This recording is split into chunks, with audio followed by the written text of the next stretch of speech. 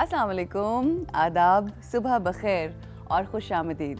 आप जितनी भी मेरी सहेलियां हैं जो मुझे देख रही हैं, उनके घर वाले जो मुझे देख रहे हैं, उनको आज का दिन बहुत मुबारक हो। आज हम आलमी यौम ख़वातीन सेलिब्रेट कर रहे हैं, मना रहे हैं, जबकि मुझे लगता है कि ये एक ऐसा दिन है जो कि हर रोज़, हर पल, हर लम्हा मनाने की ज़रूरत है, क्योंकि ख़वातीन की जब हम बात करते हैं तो ख़वातीन के बग़ैर इस कायनात का वजूद बिल्कुल नामुकम्मल था, नामुमकिन था। अगर हम हिस्ट्री के हवाले से जानें तो जब हज़रत आदम आए तो उनकी ज़िंदगी में भी कोई रंग नहीं था, किसी चीज़ की क्या, हर चीज़ की कमी थी, और उन्होंने भी गुजारिश की और अल्लाह की ज़ात ने उनका जोड़ा बनाया। तो ये बात हमें समझने की ज़रूरत है कि मर्द और औरत जो इस दुनिया का बहुत अहम हिस्सा हैं, मर्द औरत के बग़ैर और औरत मर्द के बग़ैर नहीं रह सकते, और अगर रहें भी तो शायद खुश नहीं रह सकते। और उससे ज़्यादा मज़े की बात जिस तरह से कल बुशरा आपा ने कही कि सबसे बड़ा मसला औरत का जो है वो मर्द है और मर्द का मसला औरत है, तो ये एक ऐसा सिलसिला है, एक ऐसा तनाज़ा है जो रोज़ अव्वल से चलता चला आ रहा है और मेरा ख़्याल है चलता चला जाएगा। मगर आज से 100 साल पहले, एग्जैक्टली 100 साल पहले ये डिसाइड की गई बात कि आलमी यौम ख़वातीन मनाया जाएगा, और उसका रीज़न ये था कि हम देखते आ रहे हैं कि इस्लाम आने से पहले भी और जितने भी अदबार गुज़रे, ख़वातीन के साथ, औरतों के साथ कहीं ना कहीं कोई ना कोई ज़्यादती रही और उनके हकूक़ को कहीं ना कहीं पामाल किया गया। और ख़वातीन ने आज से 100 साल पहले ये फ़ैसला किया कि वो अपने हक़ के लिए खड़ी होंगी, हक़ के लिए लड़ेंगी, और ये सबसे बड़ा दर्स है इवन हमारे मज़हब का कि अगर आपको हक़ ना दिया जा रहा हो तो आप उसके लिए खड़े हों। मगर उससे ज़्यादा खूबसूरत बात यह है कि कल जिस तरह से आपा आई, और आपा बुशरा आपा एक ऐसी शख्सियत हैं जिनके हर लफ्ज़ से हमें सीखने की ज़रूरत है। यही रीज़न है कि हमने एक ऐसी समझदार सहेली को अपने इस शो का हिस्सा बनाया है ताकि देखने वाली तमाम ख़वातीन, इवन तमाम मर्द हज़रात उनकी बात सुने, समझें और उस पर अमल करें और ज़िंदगी को खूबसूरत बनाएँ। तो कहने का मकसद ये है कि जब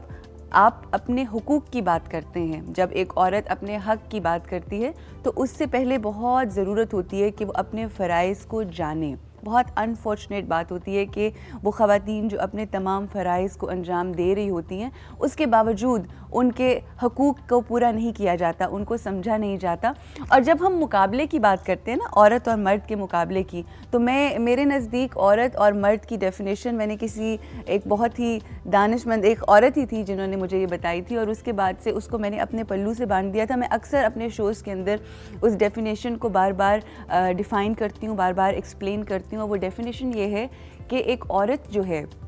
वो एक पर्ल की मानंद है, और एक मर्द जो है वो शेल है जिसमें औरत को रखा जा सकता है। और अगर हम औरत और मर्द की कैरेक्टरिस्टिक्स को देखें या उसकी खुसूसियात को देखें तो वो एक पर्ल और शेल की मानंद है। अगर एक औरत यानी एक पर्ल ये कहे कि मैं शेल के बराबर हूँ तो मुझे लगता है ज़्यादती हो जाएगी, बहुत ज़्यादती हो जाएगी। उसका रीज़न ये है कि पर्ल का मुकाम बहुत ऊंचा है और शेल तो सिर्फ प्रोटेक्शन के लिए होता है, और औरत की ज़ात जो है वो खूबसूरती का सिंबल है। और जो सब्र औरत के अंदर है या जो खुसूसियात औरत के अंदर हैं, सबसे बड़ी चीज़ आप ये देखें कि औरत की इज़्ज़त ये है कि औरत के कदमों तले जन्नत, वो जन्नत जिसकी हम सबको तलाश होती है, वो जन्नत जिसके लिए हम सारी ज़िंदगी अपनी अच्छे अमल में गुजार देते हैं, वो महज़ आपकी माँ के, एक औरत के कदमों तले है। तमाम जितनी देखने वाली ख़वातीन हैं उनको हमारा सलाम, सल्यूट। वो जिस भी कैपेसिटी में जो भी काम कर रही हैं, चाहे वो प्रोफेशनली काम कर रही हैं, चाहे वो अपने घर का काम कर रही हैं, वो कहा जाता है कि आई am just a house wife. बल्कि मैं ट्रैवल कर रही थी तो हमारे साथ एक मेरी बड़ी खूबसूरत सहेली बनी बीना आपा, उन्होंने कहा, मैंने उनसे पूछा आप क्या करती हैं, तो उन्होंने कहा I am just a housewife. मैंने कहा you are not just a housewife, you are a homemaker. And homemaker जो होता है वो सबसे अहम किरदार अदा करता है इवन इस सोसाइटी को बनाने में। और बड़े बड़े जैसे कहते हैं ना कामयाब मर्द हज़रात जो होते हैं, उसके पीछे वो एक होम मेकर होती है, वो एक औरत होती है, वो एक समझदार खातून होती है जो पूरे घर को लेकर चल रही होती है। और मुझे लगता है इस पूरी नेशन, पूरी मुआशरे को एक औरत ही चला रही होती है, एक नहीं बहुत सारी औरतें जो मुख्तलिफ घरों में होती हैं। सो औरतों की कदर कीजिए, जितने भी मर्द हज़रात हैं। कहा यह जाता है कि ज़िंदगी में लड़ झगड़ के कोई काम ना तो करवाया जा सकता है, ना कोई बात मनवाई जा सकती है। तो आज हम ये फैसला करते हैं कि जो हमेशा एक मुकाबला चलता रहता है कि मर्द और औरत बराबरी मर्द और औरत की हो नहीं सकती। जैसा कि मैंने एक्सप्लेन किया कि औरत ऊंची है बहुत ज़्यादा, औरत हाकिम है अगर समझे, मगर ये ज़रूर है कि हमें रिस्पेक्ट का जहाँ एलिमेंट आता है यहाँ, और जहाँ हक की बात आती है, वहाँ पे औरत और मर्द बराबर हैं। बाकी उसके अपनी जिम्मेदारियां हैं, उसके अपने फ़राइज़ हैं, मर्दों की अपनी जिम्मेदारियां हैं, मर्दों के अपने फ़राइज़ हैं। देखने वाले तमाम मर्द हजरात से बहुत आजिज़ाना तरीके से, बहुत हम्बली, बहुत प्यार से और बहुत समझा के बस ये कहूँगी कि जितनी भी औरतें आपके इर्द गिर्द होती हैं, चाहे वो माँ है, चाहे वो बहन है, चाहे वो बेटी है, या आपकी बीवी है और आपकी दोस्त है, या जो आपकी इवन कलीग है, प्लीज़ उनका ख्याल रखें, उनकी इज़्ज़त करें, क्योंकि औरत को इज़्ज़त के अलावा और कुछ नहीं चाहिए होता। सो रिस्पेक्ट वुमेन, और इंशाल्लाह आप देखिएगा कि अगर हमारे मुल्क का हर शख्स औरत की इज़्ज़त करना शुरू हो जाए तो इतनी पॉजिटिव तब्दीली आएगी हमारे इस माशरे के अंदर, जो कि एक मोजज़ा होगी। तो प्लीज़ इस बात को जहन में रखिए। वादा वफा जो आज है, जिस हमने आपको कहा था कि इस दफ़ा सिर्फ हम वर्बली करेंगे, कल हम लोगों ने माँ की हस्ती के ऊपर बात की और आज हम बात करेंगे बेटी के हवाले से। बेटियाँ जो होती हैं वो रहमत होती हैं, जैसे कि मैंने पहले भी कहा कि अगर हमने देखना है कि हमें अपनी ज़िंदगी के अंदर बेटी को क्या इम्पोर्टेंस देनी है और बेटी की क्या कदर होती है, तो आप सीखिए और देखिए हुज़ूर पाक सल्लल्लाहु अलैहि वसल्लम की ज़िंदगी और उनकी सीरत हयात मुबारक से कि किस तरह से उन्होंने अपनी बेटी को क्या मुकाम दिया। और वो जिसे कहते हैं जिसके लिए सारी दुनिया खड़ी होती है, जब उनकी बेटी आती थी तो वो खुद खड़े हो जाते थे। और इस तरह की इज़्ज़त हमें अपनी बेटियों को देनी है। हमारे यहाँ लोग अक्सर परेशान होते हैं, हाय बेटी है, पता नहीं इसका क्या होगा, शादी फटाफट कर दो। मुझे लगता है उसका एक अपना, मुझे क्या लगता है, ये दिस इज़ द फैक्ट जो हम पढ़ते हैं कि